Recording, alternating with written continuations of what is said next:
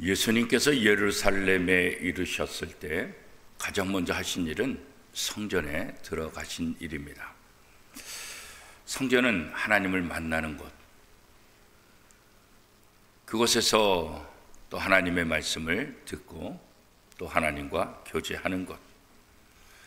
그런데 예수님께서 성전에 들어가셨을 때 성전의 모습은 전혀 달랐어요. 하나님을 만나는 곳, 기도하는 곳, 하나님 앞에 예배하는 그런 장소가 아니라 성전 안은 온갖 상인들로 가득한 시장터와 같은 그런 모습의 성전 안을 예수님께서 보게 되신 거죠. 돈을 바꾸는 사람들, 비둘기 파는 사람들, 또 향품을 사고 팔기 위해서 장사진을 이루고 있는 많은 사람들, 물건을 팔기 위해서 이리저리 분주하게 옮겨 다니는 사람들의 그 모습, 또 그런 속에서는 매매 속에서 거짓과 또 사기, 그런 것이 또 이루어지고 있는 그런 모습들. 예수님이 보신 성전은 더 이상 성전의 모습이 아니에요. 시장보다도 더 못한 그런 장소로 전락하고 말았죠. 시장과 같은 성전의 모습을 보신 예수님은 성경에 보니까 분노하셨다, 그렇게 기록하고 있어요. 그래서 장사하는 모든 사람들을 다 내쫓고 비둘기 파는 사람들의 상을 다 뒤엎고, 그죠? 다시는 성전에서 물건을 사고 팔지 못하고 물건을 가지고 다니지 못하도록 그렇게 하셨죠. 대제사장들과 서기관들, 이들은 성전을 누구보다도 성전답게 관리해야 될 사람들, 성전을 통해서 하나님을 만나고 기도하고 예배할 수 있도록 성전을 잘 보존하고 성전을 잘 활용할 수 있도록 역할을 해야 될 그 대제사장들과 서기관들. 그런데 대제사장들과 서기관들은 오히려 예수님의 표현대로 이 성전을 강도의 구렬로, 강도의 소굴로 만들어 버렸어요. 왜 그랬습니까? 자기의 이익 때문에 그런 거예요. 물건을 사고 팔고 또 거짓을 행하고 또 사기를 치고 돈을 더 얹어받고 이런 것들을 통해서 사두개인들과 대제사장이 물질적인 이득을 얻을 수 있기 때문에 이렇게 성전을 시장으로 만들어 버린 거죠. 예수님은 그런 그들의 모습을 통해서 성전을 다시 성전화시키는, 성전답게 만드는 것, 그것이 바로 예수님에게 있어서 가장 중요한 것이죠. 원래 목적대로 성전을 회복시키고 변화시키는 것, 그렇잖아요. 성전은 만민이 기도하는 집이다. 누구나 와서 기도하고 누구나 와서 하나님께 나와서 기도하고 하나님을 만나는 곳, 그렇잖아요. 그러면서 예수님께서 새로운 성전에 대한 기대감을, 새로운 성전에 대한 참 모습을 보여주죠. 그게 뭐겠어요? 바로 예수 그리스도가 참 성전이라. 눈에 보이는 성전은 참 성전의 그림자. 예수님께서 성전이시고, 그래서 예수님께서 성전을 허물라, 그러면 이 성전을 내가 3일 만에 다시 세울 것이다, 이렇게 말씀하셨잖아요. 그때 사람들은 예루살렘 성전, 그 화려하고 멋있는 그 성전, 아니 이 성전을 짓는데 얼마나 시간이 걸렸는데 이 성전이 무너지면 어떻게 3일 만에 다시 짓는다고 말하는가. 그러나 예수님의 말씀 뭐예요? 그 예루살렘 성전이 아니라 예수님을 자신을 말하는. 로마 군병들이, 대제사장들이, 서기관과 바리새인들이 예수님을 죽이지만, 이 육체를 무너뜨리지만 내가 다시 3일 만에 부활할 것이다, 그 말씀을 하신 거예요. 그러니까 눈에 보이는 예루살렘 성전, 이것보다 더 중요한 것은 예수님, 내가 바로 성전이다, 그렇게 예수님께서 말씀하십니다. 이 성전 정화, 성전 청결 작업을 통해서 바로 예수님이 성전이시라는 것을 다시 한번 보여주고 있는 거예요. 그래서 예수님은 성전의 주인이시다. 이 성전, 눈에 보이는 성전보다 더 크신 분, 그분이 바로 예수님이시다. 왜? 예수님이 바로 성전 자체이기 때문에 그런 거예요. 예수님은 더러워진 성전을 직접 정화함을 통해서 자신이 누구인지를 다시 한번 보여주고 있는 거예요. 사람들의 잘못된 모든 행위를 완전히 한순간에 다 휩쓸어 버리는 거예요. 예수님의 성전 청결은 성전으로 자신의 이익을 삼았던 종교 지도자들, 대제사장들과 서기관들에 대한 책망이죠. 누구보다도 성전을 거룩해야 될 이 대제사장들, 서기관들 그렇잖아요. 그런데 오히려 그들이 이 성전을 더럽히는 거예요. 누가 이 성전을 더럽히는가? 예수님의 책망 가운데 대제사장들과 서기관들은 자신을 책망하는 것임을 깨닫게 되잖아요. 그런데 자신의 잘못한 것을 인정하고 회개하기는커녕 오히려 자신들을 책망하는 예수 그리스도를 어떻게 잡아서 죽일까 의논하기 시작하는 거예요. 오늘 우리도 마찬가지예요. 우리 원미동교회도 마찬가지예요. 우리 원미동교회가 하나님이 원하시는 참된 성전의 모습으로 지금 회복하고 있는가? 그런 성전의 역할을 하고 있는가? 아니 더 나아가서 오늘 예수 그리스도, 성전이신 예수 그리스도를 영접한 우리들, 우리 자신이 성전이라고 성경 말해요. 너가 거룩한 성전인 것을 알지 못하냐? 우리 각자가 거룩한 성전인데 이 거룩한 성전이 정말 하나님이 기뻐하시는 성전의 모습으로 지금 운영되고 있는가? 그런 모습으로 지금 회복되고 있는가? 오늘 우리 교회를 다시 한번 되돌아보고 더 나아가서는 성전인 우리 자신들을 다시 한번 되돌아보는 것. 어제 종료주일을 지나고 오늘부터 시작되는 이 고난주간의 한 주간의 그 모습을 통해서 가장 먼저 예수님께서 하신 것은 성전 정화 작업. 오늘 우리에게 가장 중요한 것은 바로 우리 자신이 성전이라는 사실을 인식하는 것뿐만 아니라 하나님이 원하시는 성전으로 다시 회복시켜야 된다는 거죠. 출애굽한 이스라엘 백성들, 그 이스라엘 백성들이 하나님을 만날 장소는 어디였어요? 바로 성막이죠. 성막은 계속 옮겨 다니잖아요. 그래도 이스라엘 백성들은 이 성막을 통해서 하나님이 우리와 함께 하신다, 이 성막을 통해서 우리가 하나님을 만난다, 그런 자부심이 있었어요. 성막과 성막 제사를 통해서 하나님을 우리가 모신다, 우리는 그래서 하나님의 백성이다, 이 자부심이 있었다고요. 가나안 땅에 정착하고 이스라엘 백성들은 이제 솔로몬을 통해서 새로운 성전을 짓게 되고 이 솔로몬 성전을 통해서 많은 사람들이 하나님 앞에 예배하고 하나님께 기도하고 하나님을 만나는 귀한 장소로 쓰임받아 왔다고요. 성전은 하나님께서 친히 구별하신 거룩한 장소예요. 그래서 성전, 거룩한 장소, 하나님이 계시는 곳, 그래서 성전이다 그렇게 말한 거잖아요. 하나님이 구별해 놓으시고 친히 하나님께서 백성들을 만나 주시는 곳, 이게 바로 거룩한 성전이다. 그렇기 때문에 성전은 어떤 것보다도 거룩해야 돼요. 어떤 것보다도 하나님이 원하시는 모습으로 잘 정리해야 되는 거예요. 그렇죠? 물론 오늘 우리는 이 성전에서 제사를 드리진 않죠. 그렇죠? 더 이상 우리가 구약의 성전처럼, 구약에서처럼 우리가 제사를 드리진 않잖아요. 그렇죠? 왜요? 예수 그리스도의 십자가 사건을 통해서 우리는 영원한 제사를 드렸기 때문에, 예수님께서 십자가에 못 박힘으로 단번에 우리의 모든 죄를 용서해 주시고 영원한 제사를, 그래서 오늘 우리는 이 성전에서 제사를 드리지 않는 거예요. 예수 그리스도의 십자가 은혜를 기억하며 하나님 앞에 담대히 나갈 수 있는 그 은혜를 우리가 얻었다, 그렇게 말씀하고 있잖아요.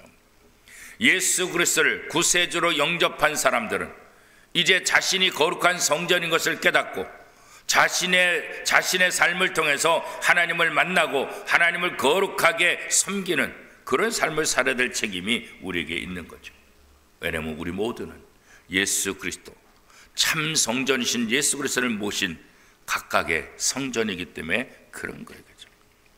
예수님께서 지상의 성전을 소중히 여기고 지상의 성전을 깨끗하게 하기를 원하셨던 것처럼 하나님은 오늘 우리들 자신이 깨끗한 존재가 되길, 거짓과 실수와 권모와 악한 모습으로 우리를 더럽히는 것이 아니라 우리가 하나님 보시기에도 거룩하고 하나님 보시기에 깨끗한 삶을 살도록 하겠습니다. 그래서 우리에게 필요한 것은 바로 기도하는 거예요. 우리 힘으로 감당하지 못하니까. 기도는 하나님의 뜻을 구하는 거고, 기도는 하나님의 뜻을 이룰 수 있는 하나의 도구가 되기 때문에 그런 거죠. 그래서 우리는 기도함을 통해서 우리 몸을 거룩한 성전으로 유지할 책임이 있는 거예요. 우리 원미동 교회가 어떻게 하든지 하나님 보시기에 거룩한 교회로 그 역할을 감당하도록 우리가 그것을 잘 해야 되는 거죠. 예수님은 성전을 깨끗하게 하심으로 예수님이 대제사장들보다 더 큰 권위를 갖고 계신 분이시라는 것, 예수님이야말로 성전의 주인이시라는 것, 이것을 다시 한번 우리에게 보여주고 있는 거죠. 예수님께서는 성전이 뭐 하는 것인지, 강도의 소굴로 만들어서 자기의 재정적인 이익을 얻기 위한 하나의 시장으로 만들어버린 대제사장들과 서기관들에게 내 집은 만민이 기도하는 집이다. 성전이 무엇인지를 다시 한번 강조하고 있는 거예요. 미국의 뉴욕타임즈에서 조사를 하나 했는데 인류 역사상 제일 잘 살았던 사람이 누구냐? 하여튼 전 세대를 통틀어서 인류 역사상 가장 부자로 살았던 사람이 누구냐, 그런 거죠. 누구라고 생각하세요? 인류 역사상 최고의 부자는 누구였을까요? 조사를 했는데 그 결과는 다윗 왕이라는 거예요. 인류 역사상 가장 부자는 다윗 왕입니다. 예수를 믿는 사람이나 믿지 않는 사람이나 역사 이래로 다윗 왕보다 더 잘 산 사람이 없었다는 거죠. 그런데 가만히 보면 다윗이 잘 살려고 노력했던 사람이냐? 그렇지 않아요. 부자가 되려고 노력한 사람이냐? 그렇지 않아요. 그죠? 다윗은 왕이 되려고 노력한 사람이냐? 그렇지 않아요. 그죠? 다윗의 가장 중심은 뭐예요? 어떻게 하든지 하나님의 뜻대로 살려고 애썼던 사람이에요. 하나님의 말씀에 순종하고 하나님을 기쁘시게 하는 삶을 살려고 애썼던 사람. 미국을 세운 청교도들, 그들이 영국에서 또 네덜란드에서 이 미국 땅, 이 아무도 살지 않는 땅, 이 미지의 땅, 여기에 도착했을 때 왜 거기에 갔을까요? 잘 살기 위해서요? 그렇지 않아요. 그렇죠? 금을 캐기 위해서 간 것이 아니에요. 이 청교도들은 신앙을 위해서 간 거예요. 영국에서, 네덜란드에서 여러 가지 핍박 속에서 내 가족들이, 내 후손들이 어떻게 하면 신앙생활 더 잘할까? 어떻게 하면 이 신앙을 유지할 수 있을까? 그래서 고생하면서 찾아온 것이 바로 미국이라는 땅이라고 그러죠. 1984년 세상을 떠나신 미국의 기독교 철학자이자 장로교 목사이면서 복음주의 운동가인 프란시스 셰퍼라는 분이 있어요. 이분의 책은 지금도 많은 사람들에게 굉장히 많은 영향력을 주고 있어요. 그런데 이분이, 프란시스 셰퍼 박사가 말년에 암에 걸렸어요. 그래서 투병생활을 하게 되는 거예요. 암과 혹독하게 싸우면서 아픈 몸을 이끌고 그는 청년들이 있는 캠퍼스에 가요. 내 마지막 인생, 이 젊은 세대들, 이 젊은 사람들, 이들을 위해서 내 마지막 시간을 쏟겠다.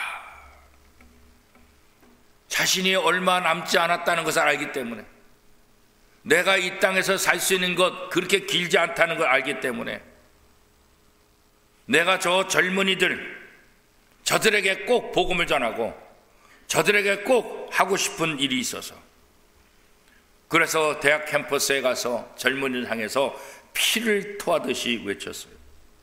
여러분, 젊은 친구 여러분, 여러분의 삶을 살 때 행복을 삶의 목표로 삼지 마십시오.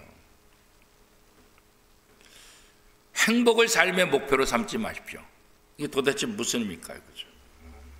잘 살기 위해서 행복과 축복을 구하지만 사람들은 거룩을 추구하지 않는다는 거죠. 거룩한 존재가 되어야 된다. 어떻게 하면 행복할까? 어떻게 하면 돈을 많이 벌까? 어떻게 하면 더 부자가 될까? 어떻게 하면 성공할까? 젊었을 때부터 그런 목표로 살지 말고 어떻게 하면 내가 하나님 앞에 거룩한 존재가 될까? 어떻게 하면 내가 하나님 앞에 거룩한 삶을 살 수 있을까? 우리의 죄에 대해서 애통하고 슬퍼하는 마음, 그것이 바로 거룩한 삶이다. 그래서 프란시스 셰퍼는 마지막까지 그렇게 젊은 사람들이 거룩한 백성이 되도록, 거룩한 삶을 살도록 그의 남은 모든 삶을, 남은 모든 힘을 젊은이들에게 바치는 거예요. 기독교 신앙은 하나님과 교제하는 거예요. 그죠? 오늘 우리들이 우리의 자녀들, 우리의 손들에게 뭘 얘기할까요? 어떻게 하면 성공할까? 어떻게 하면 행복할까? 이것보다 더 중요한 것은 어떻게 하면 신앙생활 잘할까? 어떻게 하면 하나님이 원하시는 거룩한 삶을 살까? 우리가 신앙생활을 하면서도 자칫 잘못하면 2000년 전 예루살렘에 있는 성전에 있는 사람들처럼, 그 대제사장들과 서기관들처럼 하나님을 믿으려 하다가 결국은 자기의 욕망에 이끌리고 자기의 욕심을 이루고자 타락하는 그런 욕심을 갖는 그런 사람들의 모습으로 변화될 수 있다는 거죠. 기독교 신앙은 자기의 욕망을 채우는 것이 아니라 거룩한 삶을 사는 거예요. 하나님의 뜻을 이루는 거룩한 삶. 하나님과 분리된다고 한다면, 하나님과 분리된 종교는 결국 뭐예요? 타락할 수밖에 없어요. 그렇죠? 탐욕의 지배를 받을 수밖에 없어요. 오늘 예수님께서 말씀하신 강도의 소굴로 변화될 수 있어요. 오늘 우리 원미동교회가 강도의 소굴이 될 수 있다. 우리의 직장이 강도의 소굴이 될 수 있다. 우리의 가정이 강도의 소굴이 될 수 있다. 어느 때? 하나님과 함께하지 않을 때. 2000년 전 예수님께서 강도의 소굴이라고 다 둘러엎은 곳, 그것이 어디예요? 성전이라고. 성전이라고. 설마 아니 성전이라고. 오늘 우리가 교회에서 신앙생활 한다고 하면서, 교회에서 이런저런 봉사한다고 하면서 잘못하면 자신의 욕심을 채우는 강도의 소굴이 될 수 있다. 우리는 언제나 긴장해야 돼. 우리는 언제나 생각해야 돼. 내가 지금 하나님의 거룩한 성전을 어떻게 사용하고 있는가? 하나님을 만나는 거룩한 성전으로 생각하고 있는가? 내 이익을 챙기는 강도의 소굴로 만들고 있는가? 그렇잖아요. 물론 우리는 2000년 전 그 서기관과 바리새인들이 지배했던 그 성전처럼 이 성전에서 장사하고 이 성전에서 여러 가지 상행위를 하지는 않아요. 그러나 이 성전에서 그런 행위가 없다 할지라도 우리가 이 성전에 나오는 목적이 우리의 행복과 우리의 욕심과 세상적인 성공을 위한 것이라고 한다면 그게 무슨 차이가 있을까? 별 차이가 없는 거예요. 그들도 자신의 성공을 위해서, 자신의 번영을 위해서, 자신의 이익을 위해서 성전에서 그런 장사들을 한 거 아니겠어요? 상황만 달라졌을 뿐 우리의 예배 목적이, 우리의 기도의 목적이 우리의 성공을 위한 것이라고 한다면 무슨 차이가 있냐 그런 거죠. 우리의 예배가, 우리의 기도가 우리의 탐욕의 도구가 되어서는 안 된다는 것을 예수님께서 우리에게 다시 한번 보여주고,